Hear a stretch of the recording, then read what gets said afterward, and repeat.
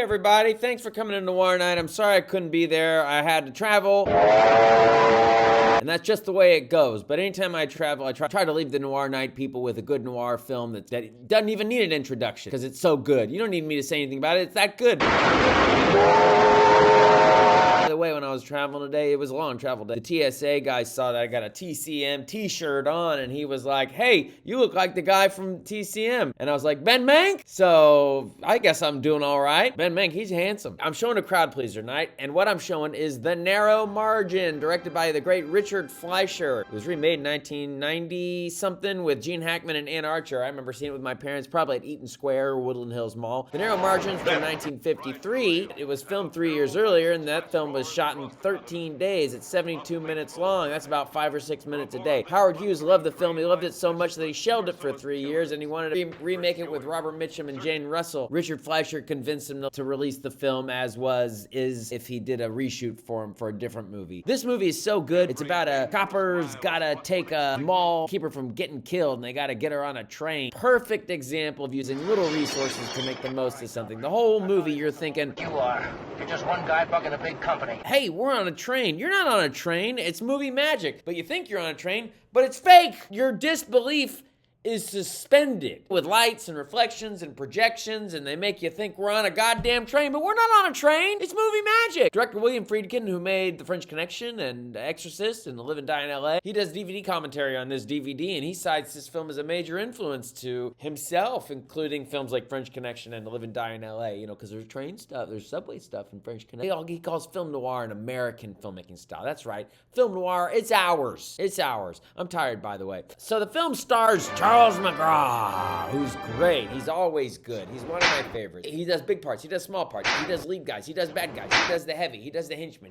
He does abusive dad and In Cold Blood, Into the World guy, and The Birds. Apparently on the set of It's a Mad, Mad, Mad, Mad World, he was tasked with keeping Spencer Tracy sober, and instead they went out and they got drunk every day. Sadly, he died by slipping drunkenly, I think, in a shower, and then the shower glass broke, and then there was some shower glass reform. Anyway, Charles McGraw, such a great noir face. The way the shadows hit his face. Cheekbones. Face for the movies. But not a pretty face, but it's a gorgeous face. Speaking of faces that you can't get enough of, it also stars Marie Windsor. Marie Windsor, she's a great actress. Underrated B star. Oh man, when she flips her hair back, it's like her introduction to the movie, and you're like, wow. And she's blowing smoke in people's faces, and she runs those big judgmental eyeballs, ping-ponging them all over the screen at what she's judging and thinking about. Spits out this cool dialogue. You may think it's funny for a woman with a kid to snap a bullet for you, but I'm not laughing. Really? Well, I don't care. She's got twins. You talk like you'd rather I got the bullet. Whose side are you on, anyhow? Listen, Jingle Joe, nothing's happened to you yet, has it? No, and it better not. Well, then shut up! Stanley Kubrick put her in The Killing, no doubt, because he was a fan of her in this movie and all her appearances, but she's really great here. I mean,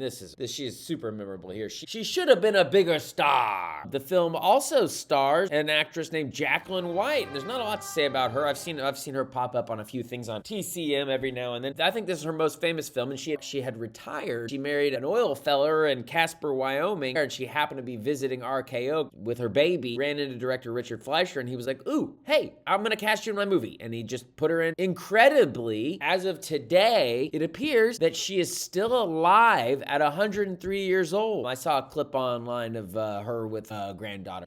And I said, you're right, I should. She's cute. So Richard Fleischer, he's sort of extremely underrated, extremely innovative. He made a number of the best noir films. He's right up there with some of the greats. He's the son of animator Max Fleischer, and there's always a wry, sometimes dark sense of humor and wit that exists in his films. Here's a quote from an interview I did with his daughter, Jane. He would always look for something challenging in it or something innovative to try to do with it. And whether it was something technical that, the audience wouldn't be aware of or something visual. With Boston Strangler, it was the split screen technique that he used. It's true. What she's saying is true. In his 70s movies, they're also very innovative. Narrow Margin, there's no score in this movie. Diegetic, go look that word up if you don't know it. I know it. I read it in an article. Diegetic sounds and music are what score the film. There is no score in the film. You in there. There's a transition of a nail file that turns into the ch-ch-ch. One other anecdote. It's not really a spoiler. It doesn't deter from any. The anecdote that I remember it as being The Narrow Margin. In the script, towards towards the end, as the bad guys are closing in on the good guys, Dad and Earl decided that they should write it realistically. So what really happens is the bad guys kill the good guys. And so they wrote that in. And they said, let's not do the normal thing, where the good guy then, right at the last minute, he knocks out the light and the room goes black and, the good guys prevail. And they sent it over to, I guess, Howard Hughes, who said, yeah, great, kid, this is great. And then he actually read the script and he came back and he said, what the hell are you doing?